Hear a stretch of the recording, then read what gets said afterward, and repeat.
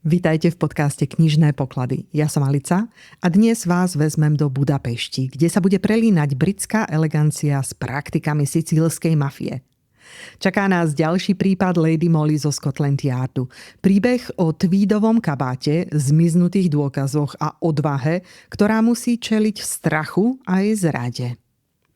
Je to napínavé putovanie naprieč Európou, od londýnskej ulice Leda Lane až po legendárny hotel Hungária, kde niekedy rozhodujú sekundy a jediná zlá voľba môže všetko zničiť. Ako vždy aj tento príbeh som pre vás preložila, upravila do dnešnej slovenčiny a nahovorila, aby sa vám počúval plynulo a prirodzene. Táto epizóda je príbeh o ľuďoch, ktorí sa boja, o tých, ktorí klamú a o tých, ktorí napriek všetkému konajú správne. Tak sa započúvajte so mnou. Začína sa mafiánska stopa v Budapešti. Začalo sa to všetko vraždou pána Andrewa Carthwaita v Palerme. Našli ho mŕtvého v záhrade jeho vily kúsok za mestom, s dýkou medzi lopatkami a kusom hrubého írskeho tweedu, zjavne odtrhnutým z kabáta útočníka, pevne zovretým v ruke. Tu u nás sa o pánovi Carthwaitovi vedelo len toľko, že bol rodák z Yorkshire. Majiteľ niekoľkých mramorových dielní na Sicílii, zamestnával veľké množstvo robotníkov a na rozdiel od väčšiny tamojších zamestnávateľov mal veľký odpor voči všetkým tajným spolkom a socialistickým klubom, ktorých je v tejto časti sveta neúrekom. Nechcel byť otrokom stále silnejšieho vplyvu mafie a všetkých príbuzných združení.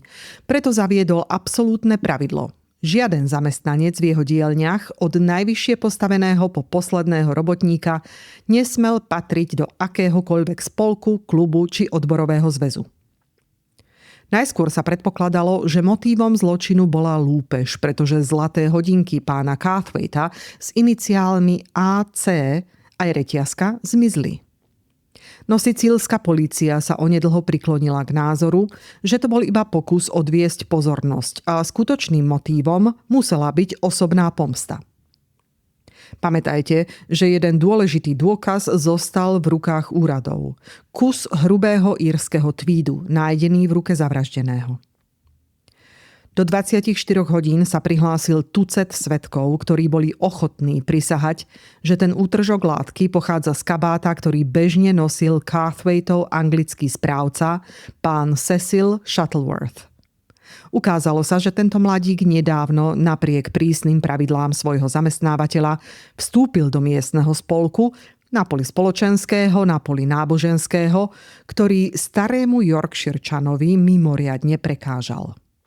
Medzi Carthwaitom a mladým Shuttleworthom vraj došlo k viacerým ostrým hádkam, ktoré vyvrcholili búrlivou scénou, ktorej boli svedkami sluhovia vo vile. Aj keď nerozumeli anglickým slovám, bolo jasné, že išlo o ultimátum z jednej strany a vzdor z druhej. Správca bol okamžite prepustený a v ten istý večer našli Carthwaita zavraždeného v záhrade. Mimochodom, na anglické pomery bolo predbežné vyšetrovanie vedené príliš rýchlo. Až nespravodlivo voči obvinenému. Od začiatku to vyzeralo tak, ako by sicílska polícia už dopredu rozhodla, že Shuttleworth je vinník. Napríklad, hoci mnoho ľudí tvrdilo, že mladý Angličan často nosil kabát, z ktorého útržok látky nepochybne pochádzal, samotný kabát sa medzi jeho vecami nenašiel, rovnako ako hodinky a reťazka jeho bývalého zamestnávateľa. Napriek tomu bol mladý muž zatknutý pár hodín po vražde a po splnení formálnych úkonov prvotného vyšetrovania bol postavený pred súd za zločin, za ktorý hrozil trest smrti. Práve v tom čase som ukončila svoj služobný pomer so Scotland Yardom. Lady Molly si ma odvtedy najímala ako svoju súkromnú sekretárku. Jedného dňa sme spolu pracovali v pracovni nášho útulného malého apartmánu v štvrti Maida Vale, keď k nám vošla naša slúžka, vždy veľmi upravená, s podnosom, na ktorom bola vizitka a list. Lady Molly sa pozrela na vizitku a podala mi ju. Na nej stálo pán Jeremiah Shuttleworth. List bol od šéfa. Nič dôležité, poznamenala, keď rýchlo prebehla jeho obsah. Šéf len píše: Toto je otec muža obvineného z vraždy v Palerme. Tvrdohlavý ako mulica, ale máte moje povolenie urobiť, čo žiada. Emily, prosím, uveďte pána dnu, dodala. O chvíľu vošiel do našej malej pracovne nízky, zavalitý muž. Mal svetlé ryšavé vlasy a pehy. V hranatej tvári sa mu zračilo odhodlanie a v širokej, ťažkopádnej čelusti zas poriadna dávka tvrdej, neústupnej povahy.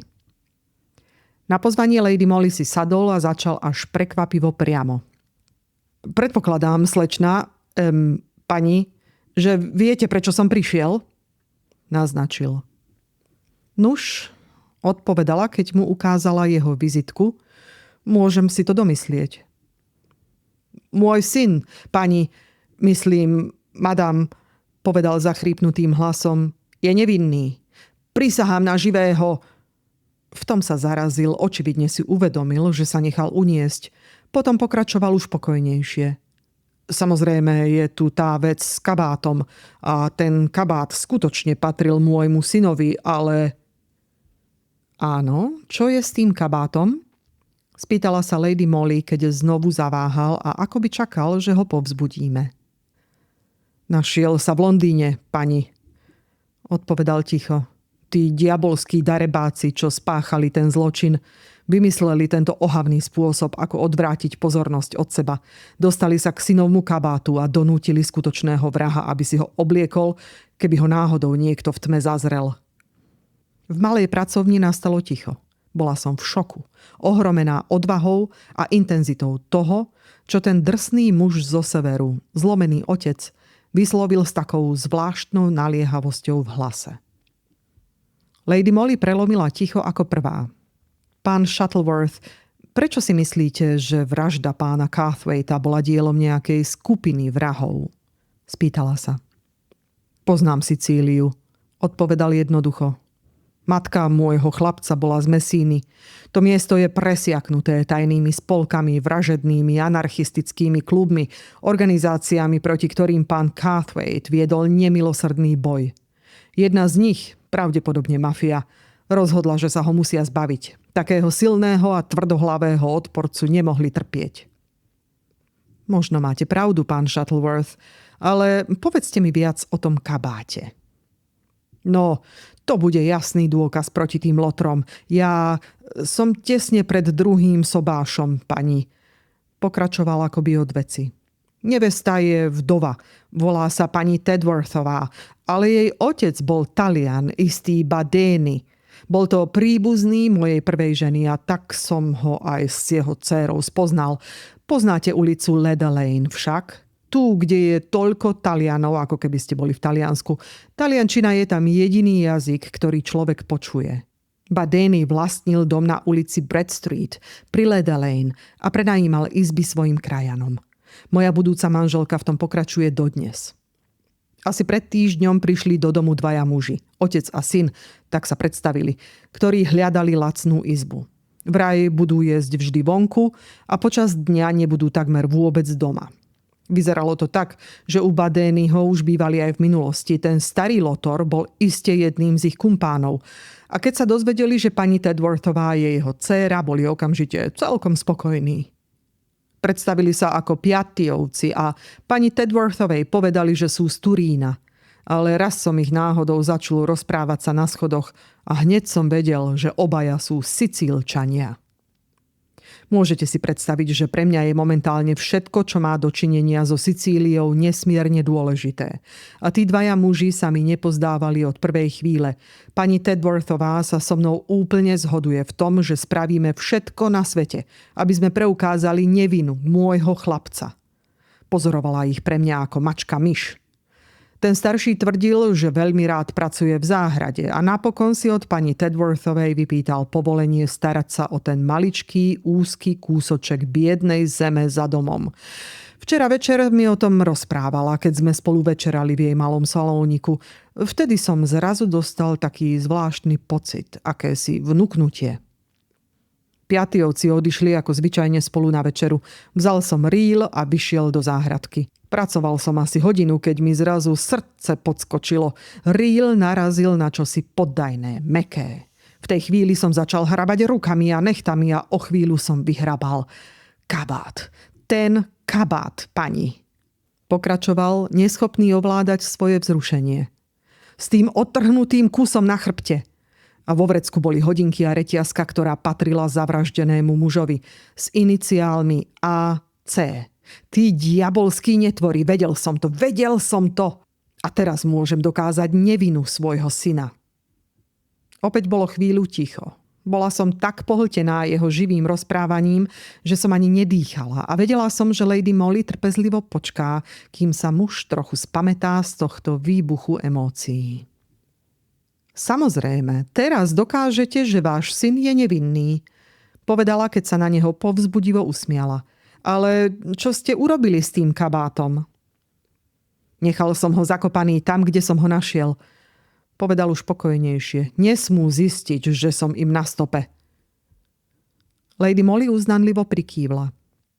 V tom prípade vám zrejme môj šéf povedal, že najlepšie bude odovzdať celú vec anglickej polícii. Scotland Yard sa okamžite spojí so sicílskymi úradmi a zatiaľ budeme môcť tých dvoch v Leda Lane pozorne sledovať. Áno, povedal mi to, potvrdil pán Shuttleworth ticho. A? Pobádala ho.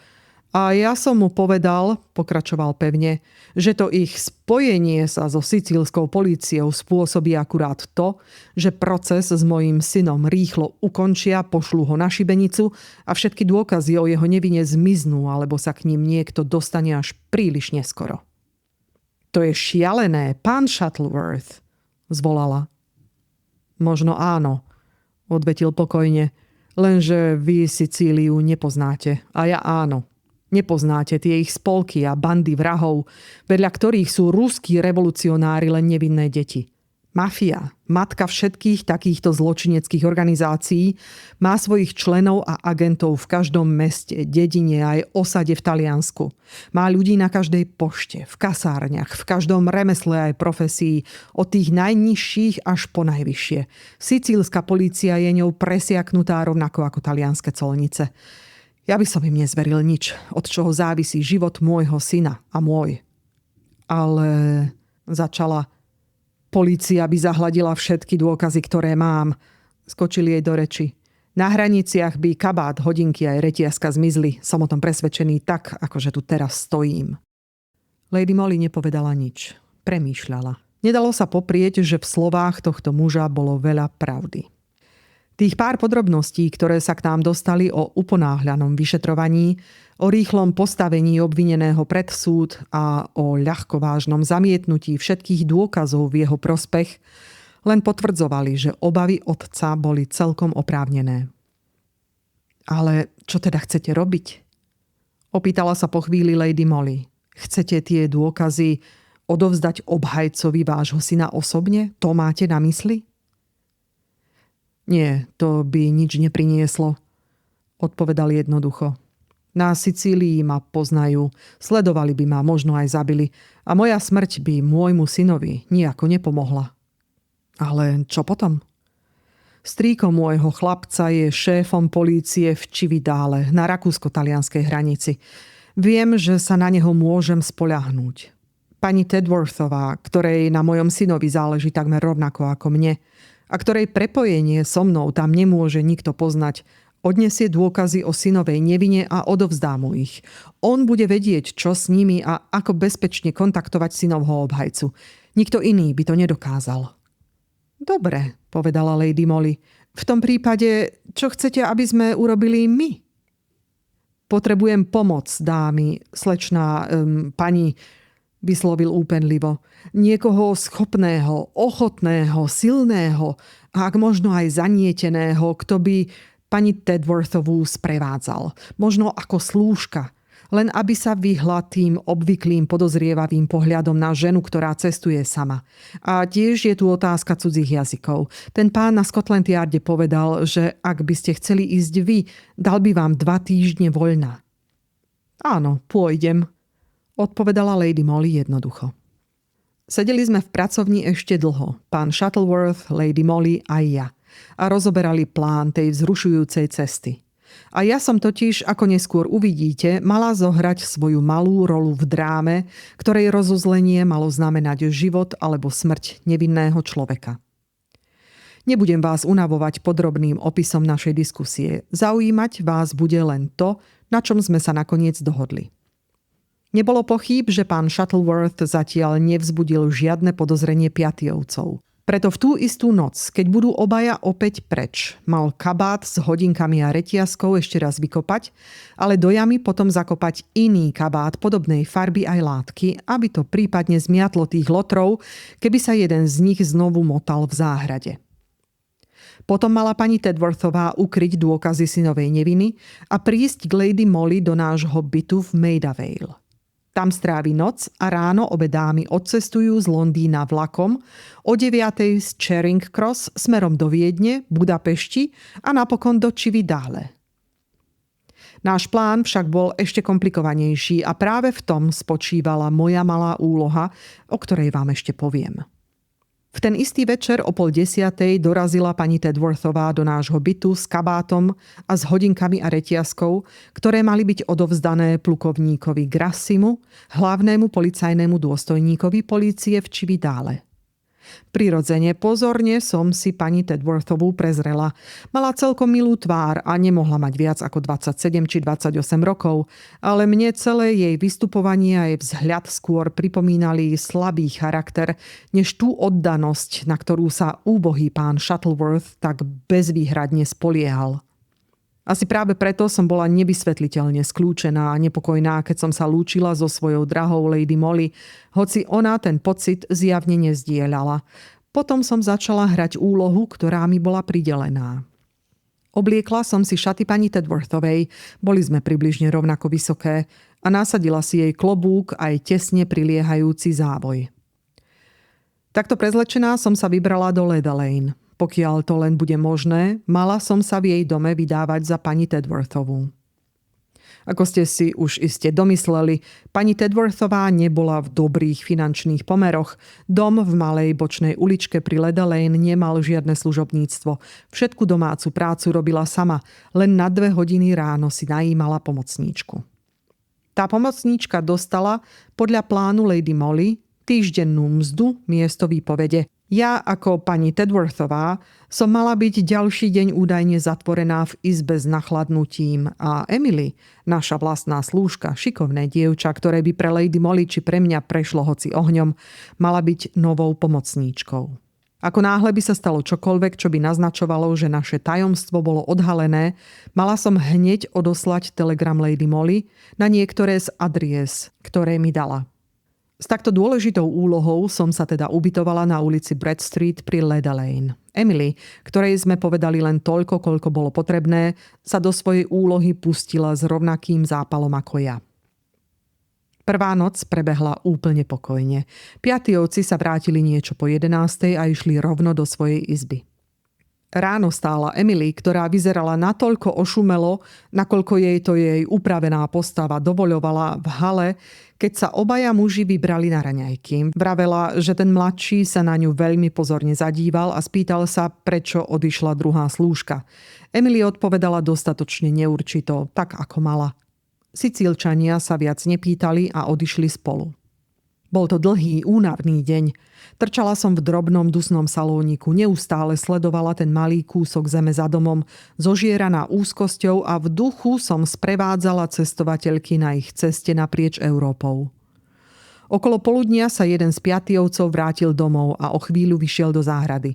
Zmena služobníctva v ňom zjavne vzbudila podozrenie, pretože som ho videla, ako sondoval zem rýľom a každú chvíľu pozrel smerom k oknu salónika. Postarala som sa, aby cez záclonu bolo vidno siluetu pani Tedworthovej, ako sa pohybuje po izbe. S pánom Shuttleworthom sme večerali v tom istom zadnom salóniku. Bolo približne 9 hodín, keď sme zrazu začuli, ako sa predné dvere otvorili kľúčom. A potom veľmi opatrne zase zatvorili. Jeden z tých 2 mužov sa vrátil v čase úplne nezvyčajnom na ich inak pravidelný režim a spôsob, akým dvere otvoril a zatvoril, naznačovali snahu o utajenie. Okamžite som zhasla plynovú lampu v salóniku. Rýchlym gestom som ukázala na prednú izbu, dvere do nej boli otvorené a šeptom som povedala pánovi Shuttleworthovi: porozprávajte sa s ním. Našťastie jeho odhodlanie a cieľ, ktorý mal pred sebou, mu akoby zostrili všetky zmysly. Vošiel do prednej izby, kde sa našťastie svietilo, otvoril dvere do chodby a prívetivo zvolal: Ach, pán Piatti, to ste vy? Môžem vám nejako pomôcť? Áno, ďakujem, ozval sa Sicílčan. Po hlase som hneď spoznala, že je zachrypnutý a veľmi rozrušený. Boli by ste takí láskaví, ja sa dnes cítim taký slabý, tak čudne. Bude to tým teplým počasím, myslím. Mohli by ste, prosím, priniesť trocha amoniaku. Sel volatil, myslím, že to tak voláte. Od lekárnika. Chcel by som si ísť ľahnúť, keby ste boli takí dobrí. Samozrejme, pán Piatti, povedal pán Shuttleworth, ktorý intuitívne pochopil, čo chcem urobiť a doslova mi vyšiel v ústrety. Hneď tam idem. Šiel si po klobúk z vešiaka v predsieni, zatiaľ čo Sicílčan neprestával šepkať svoje ďakujem a napokon som počula, ako sa predné dvere hlasno zabuchli. Z môjho miesta som Piattiho nevidela, ale predstavovala som si ho, ako stojí v slabo osvetlenej chodbe a počúva, či sú kroky pána Shuttlewortha už dosť ďaleko. O chvíľu som začula, ako kráča smerom k zadným dverám a onedlho som v záhrade zazrela pohyb. Išiel po rýľ. Chystal sa vykopať kabát a hodinky s reťazkou, ktoré z nejakého dôvodu považoval za ohrozené. Možno sa k ním dostala správa, že muž, ktorý často navštevuje ich prenajímateľku, je otcom Cecila Shuttlewortha z Palerma. V tej chvíli som nemala čas ani na premýšľanie, ani na plánovanie. Bežala som rovno do kuchyne. Už som nepotrebovala sledovať Piattiho. Presne som vedela, čo robí. Nechcela som vydesiť Emily a ona bola od začiatku pripravená na to, že kedykoľvek budeme musieť opustiť dom aj v priebehu sekundy. Ona aj ja sme mali v kuchyni pripravenú malú tašku, odkiaľ sme sa mohli rýchlo dostať na zadné schodisko. Teraz som na ňu ticho kývla, že prišiel čas. Vzala tašku a nasledovala ma. Len čo sme za sebou potichu zavreli mriežku na zadnom východe, začuli sme silné tresknutie záhradných dverí. Piatti sa dostal ku kabátu a teraz prehľadával vrecká, aby našiel hodinky a reťazku. Do 10 sekúnd zistí, že kabát v rukách nie je ten, ktorý zakopal a že pravé dôkazy jeho viny či spoluviny zmizli. Nečakali sme ani tých 10 sekúnd a utekali sme dolu Brad Street smerom k Leda Lane, kde som vedela, že bude čakať pán Shuttleworth. Áno, je po všetkom. Zajtra ráno odchádzam prvým kontinentálnym spojom do Budapešti. Stihnem ich v hoteli Hungária. Postarajte sa o Emily. Nebolo času na zvyš.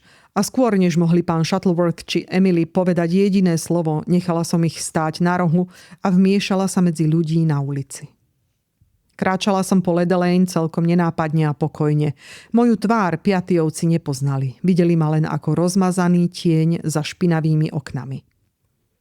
Nešla som domov do bytu. Vedela som, že o Emily sa pán Shuttleworth postará.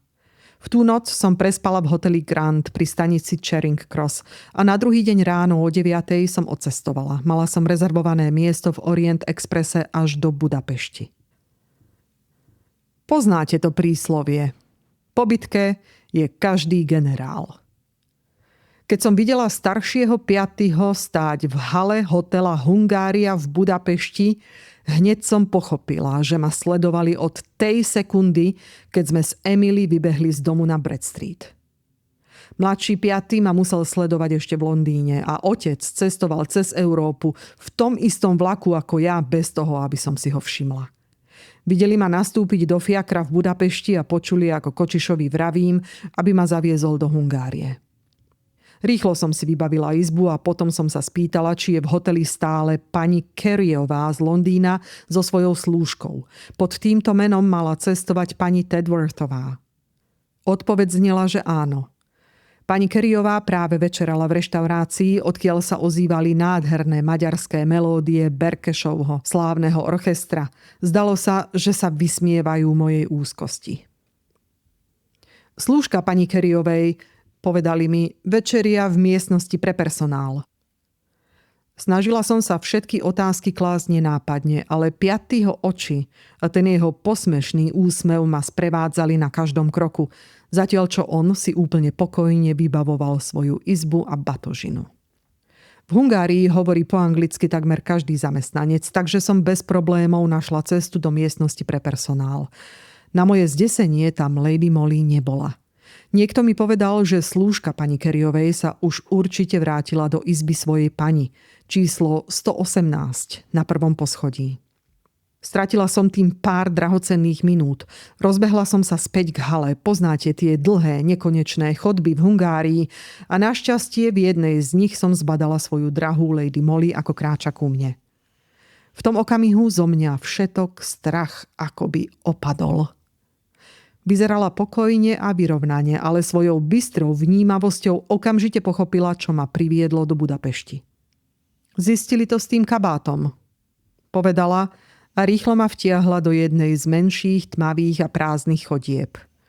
A samozrejme, že on vás sledoval. Prikývla som. Tá pani Tedworthová je ustráchaná, bezradná hlupania, povedala rozhorčene. Už dávno sme mali byť v Cividale, ale ona vyhlásila, že je príliš chorá a unavená, aby mohla pokračovať v ceste. Ako mohol byť ten úbohý Shuttleworth taký slepý, že jej veril, tomu nerozumiem. Mary, pokračovala pokojnejšie, choďte dolu do haly, dávajte na tú nešťastnú ženskú pozor, ako len viete. Bojí sa Sicílčanov na smrť a som presvedčená, že ju Piatti dokáže prinútiť, aby mu vydala dôkazy o zločine. A kde sú tie dôkazy? Spýtala som sa ustarane. Zamknuté v jej kufri. Mne ich zveriť nechcela. Tvrdohlavá hlupania. Nikdy som ju nevidela takú nahnevanú. Nič viac už nepovedala a tak som sa s ňou rozlúčila a ponáhľala sa späť do haly. Stačil jediný pohľad po nádherne osvietenej miestnosti a hneď som videla, že tam nie je ani Piatti, ani pani Tedworthová. Neviem to vysvetliť, ale zrazu ma zaplavila predtucha. Vybehla som na prvé poschodie k izbe číslo 118. Vonkajšie dvere boli otvorené. Bez zaváhania som sa pozrela cez kľúčovú dierku vnútorných dverí. Izba bola jasne osvetlená a presne oproti mne, chrbtom otočený, stál Piatti. Pani Tedworthová sedela na nízkej stoličke vedľa neho. Kufor mala otvorený rovno pri ruke a očividne prehľadávala jeho obsah. Srdce sa mi takmer zastavilo. Chystala som sa byť svedkom a úplne bezmocne jedného z najohavnejších prejavov zbabelosti a zrady, aké si možno predstaviť. Niečo však muselo v tej chvíli upútať Piattiho pozornosť, pretože sa zrazu otočil a rázne vykročil k dverám. Samozrejme, že som okamžite ustúpila a zmizla v chodbe. Mala som jedinú myšlienku. Nájsť Lady Molly a povedať jej, čo som videla. Bohužiaľ, Hungária je skutočné bludisko chodieb, schodísk a priechodov a ja som nepoznala číslo jej izby. Nechcela som na seba ešte viac upozorniť tým, že by som sa znovu pýtala na slúžku pani Kerryovej pri recepcii a moja úplná neznalosť cudzích jazykov mi znemožňovala rozprávať sa so služobníctvom. Vybehla som hore a dolu po schodoch hádam 6 krát, unavená, zúfalá a plná úzkosti, keď som na konci dlhej chodby konečne zazrela siluetu mojej drahej lady. Rozbehla som sa k nej, no hneď ma pokarhala za moju nerozvážnu náhlivosť. Pani Tedworthová je skutočne vydesená, povedala Lady Molly v reakcii na môj vystrašený pohľad. Ale zatiaľ sa jej podarilo Piattiho oklamať tým, že pred ním otvorila môj kufor namiesto svojho a tvrdila mu, že dôkazy pri sebe vôbec nemá. Ale je príliš hlúpa na to, aby tú pretvárku vydržala a on sa určite nenechá oklamať druhý raz. Musíme vyraziť do Cividale čo najskôr. Na nešťastie prvý vlak ide až zajtra ráno o 9:15. Nebezpečenstvo, ktoré hrozí tomu úbohému mladému mužovi v Palerme, spôsobené zbabelosťou tej ženy a slepou dôverou jeho otca, je už teraz nevýslovné. Nemalo zmysel v tej chvíli prejavovať obavy o jej bezpečnosť. Potlačila som svoj strach, ako sa len dalo, a s tichým zlým tušením som sa s ňou rozlúčila. Samozrejme, že som takmer nespala a o 8 ráno som už bola oblečená a na nohách. Prvý pohľad na chodbu, kde bola izba číslo 118, okamžite potvrdil moje najhoršie obavy. Na taký skorý čas tam panoval nezvyčajný ruch. Personál sa premával sem a tam, slúžky postávali a rozprávali sa a v nasledujúcej sekunde som s hrôzou uvidela 2 policajtov s dôstojníkom, ktorých vedúci hotela viedol k izbám pani Tedworthovej a Lady Molly. Ach, ako som v tej chvíli preklínala našu britskú neznalosť cudzích jazykov. Úradníci nemali čas zaoberať sa mnou a slúžky ovládali z angličtiny len toľko, aby vedeli povedať kúpeľ a horúca voda. Napokon som s nesmiernou úľavou našla jedného ochotného poslíčka, ktorý mi dokázal všetko vysvetliť v mojej vlastnej reči. Bože môj, nikdy nezabudnem na to, čo som prežívala, keď som pochopila celý význam jeho slov. A to všetko mi oznámil Ledabolo s pokojom a letmým pokrčením pliec. Záhada ako hrom, vysvetľoval. Nie lúpež, a nie, lebo je to pani Careyová, ktorá zmizla. Je preč. A slúžka pani Careyovej bola nájdená omráčená, so zapchatými ústami a v bezvedomí, priviazaná o jeden zo stĺpov postele v izbe číslo 118. Nebudem vás unavovať opisovaním toho mučivého napätia, tej smrteľnej úzkosti, ktorú som prežívala počas tých dlhých nekonečných dní. Dní, ktoré sa mi zdali ako celé storočia. Moja drahá Lady Molly, žena, pre ktorú by som s úsmevom prešla čímkoľvek, bola brutálne napadnutá, takmer zavraždená, ako mi spokojnou samozrejmosťou oznámil usmiatý poslíček. A moja vlastná existencia bola úplne ignorovaná neoblobnými úradníkmi, ktorí sa na mňa len mračili s tvrdým nesúhlasom, zatiaľ čo som ich striedavo prosila, zúrila a naliehala, aby ma pustili k chorej dáme, ktorá bola mojou najdrahšou priateľkou. Ach, tá strašná byrokracia, ktorá človeka paralizuje a odrádza na každom kroku. To, čo som prežila, sa nedá ani opísať. Ak som však nesmela vidieť Lady Molly, aspoň som sa mohla pomstiť jej zbabelým útočníkom. Pani Tedworthová sa svojím zmiznutím podľa mňa sama priznala k účasti na tomto zločine. O tom som nepochybovala, ale rovnako som bola presvedčená, že je príliš slabá a príliš hlúpa na to, aby spáchala taký čin sama. Za všetkým bol piaty. Bez zaváhania som cez tlmočníka podala na ňo oznámenie. Odvážne som ho obvinila zo spolupáchateľstva na útoku s cieľom lúpeže. Neoblomne som opakovala svoju výpoveď o tom, ako som ich videla predchádzajúci deň v dôvernom rozhovore. Jeho a pani Careyovú, ktorej skutočné meno som označila ako Tedworthová. Ako hlavnú korisť lúpeže som uviedla zlaté hodinky s reťazkou a iniciálmi AC, ktoré patrili mojej priateľke, cestujúcej s pani Careyovou ako spoločníčka, nie ako slúžka. Bol to odvážny krok, to vám poviem. Na moje šťastie môj príbeh potvrdil aj fakt, že hotelový poslíček videl Piattiho potulovať sa po chodbe pri izbe číslo 118 v nezvyčajne skoré ráno.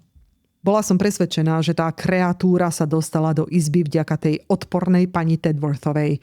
Istotne ju zastrašil, možno sa jej dokonca vyhrážal smrťou.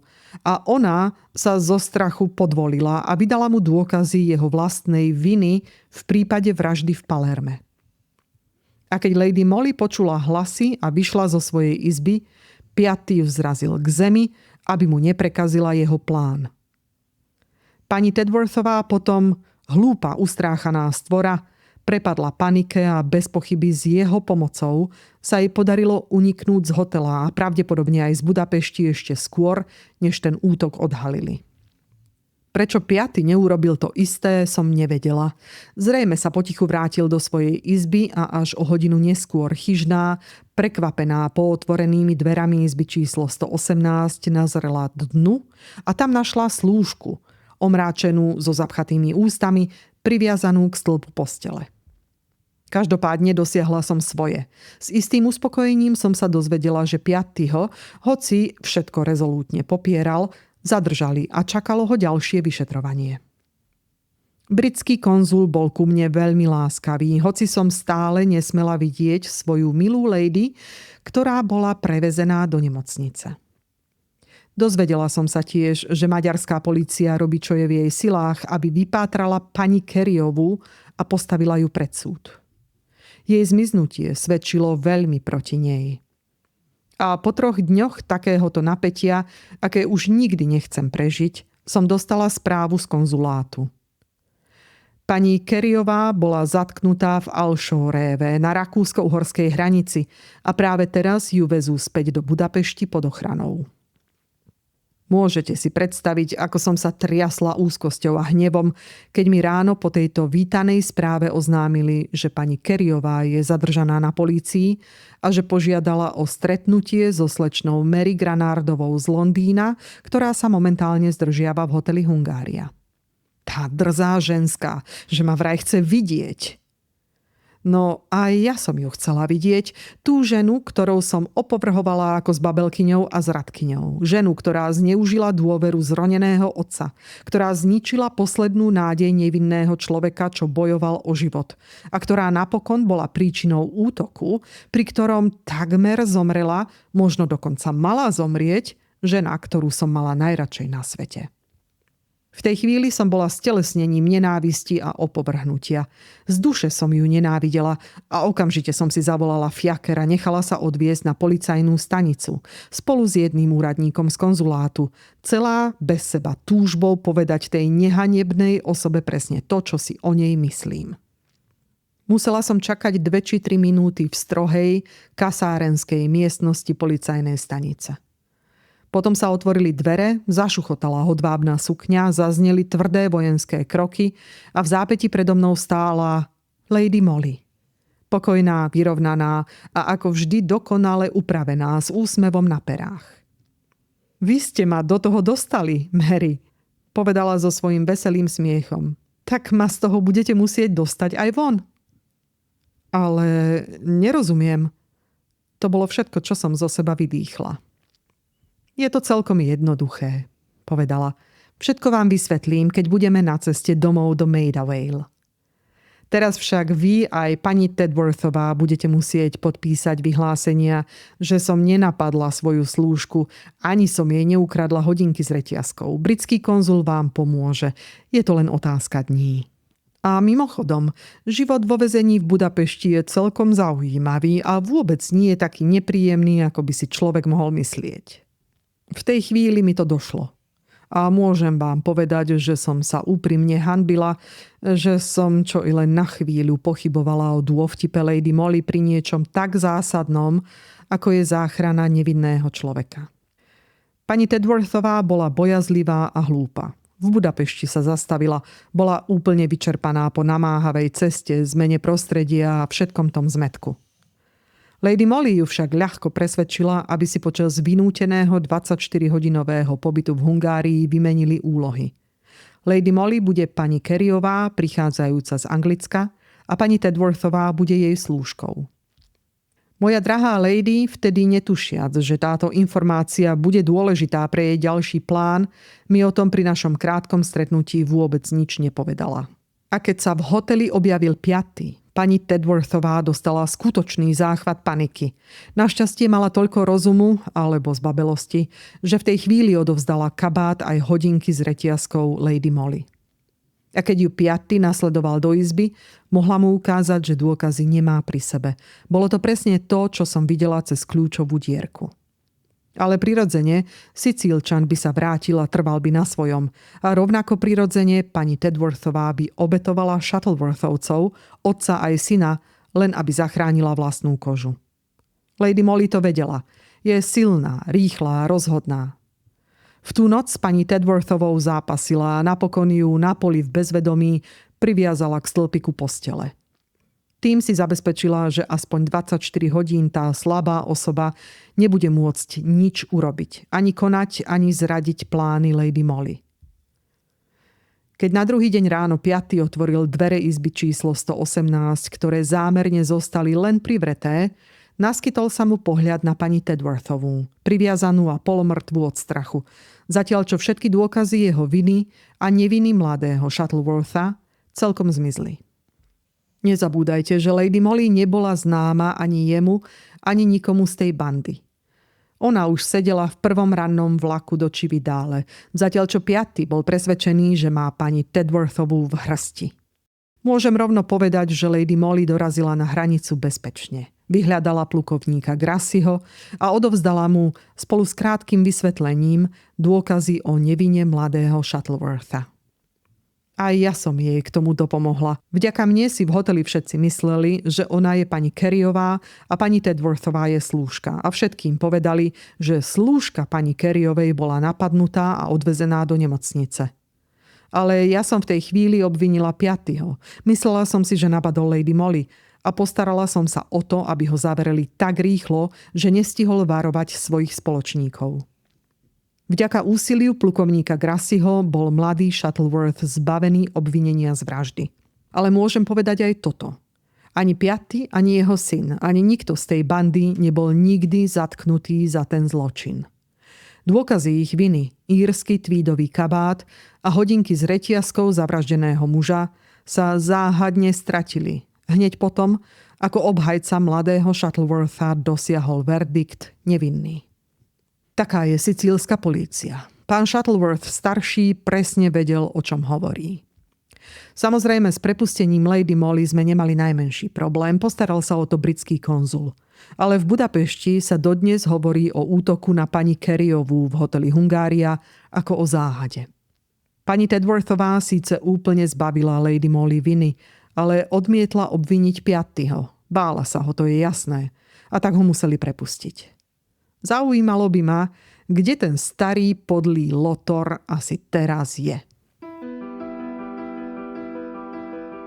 Tak, ako sme práve počuli, celý prípad sa napokon zlomil na jedinom kabáte a na tom, kto ho mal v rukách v správnej chvíli. Lady Molly opäť ukázala, že rýchla úvaha dokáže poraziť aj veľmi premyslený plán. A už o týždeň sa spolu pozrieme na ďalší prípad Lady Molly. Do starého anglického sídla, kde sa pod zdvorilým povrchom skrýva napätie, nevypovedané spory a rodinné ticho, ktoré akoby bolo až príliš dokonale usporiadané. Prídu nové tváre, nové otázky a veľmi rýchlo bude jasné, že v tom dome niečo nesedí. Lady Molly tam nebude hľadať len fakty, ale aj všetko ostatné, čo sa ľudia snažia starostlivo ukryť. Počujeme sa opäť o týždeň. Dovtedy sa majte trochu noblesne, mierne, podozrievavo a príjemne ponorení v príbehoch. Alebo jednoducho tak, ako máte svoje knihy najradšej.